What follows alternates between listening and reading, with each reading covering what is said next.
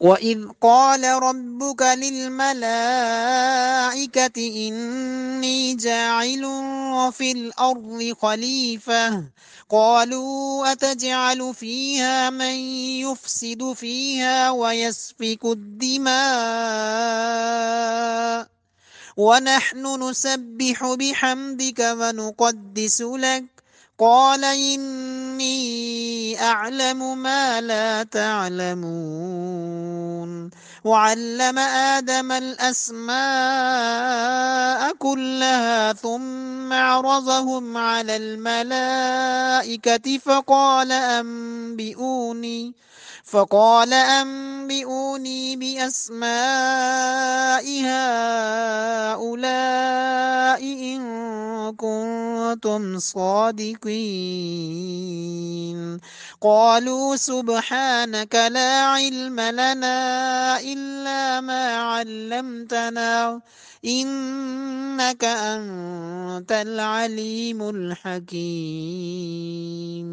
قال يا آدم أنبئهم بأسمائهم فلما أنبأهم بأسمائهم قال ألم أقل لكم إني أعلم غيب السماوات والأرض وأعلم ما تبدون وما كنتم تكتمون وإذ قلنا للملائكة اسجدوا لآدم فسجدوا إلا إبليس أبى واستكبر وكان من الكافرين وقلنا يا آدم اسكن أنت وزوجك الجنة وكلا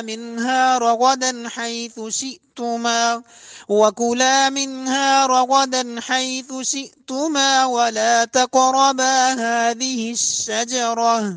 ولا تقربا هذه الشجرة فتكونا من الظالمين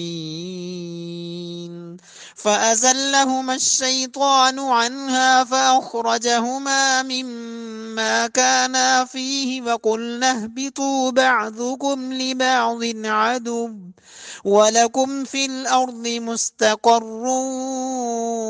ومتاع إلى حين فتلقى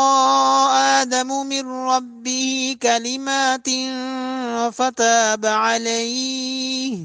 إنه هو التواب الرحيم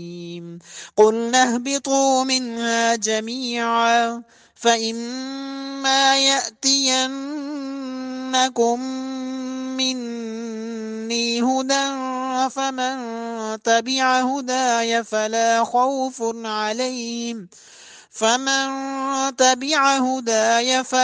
خوف عليهم ولا هم يحزنون والذين كفروا وكذبوا بآياتنا أولئك أصحاب النار هم فيها خالدون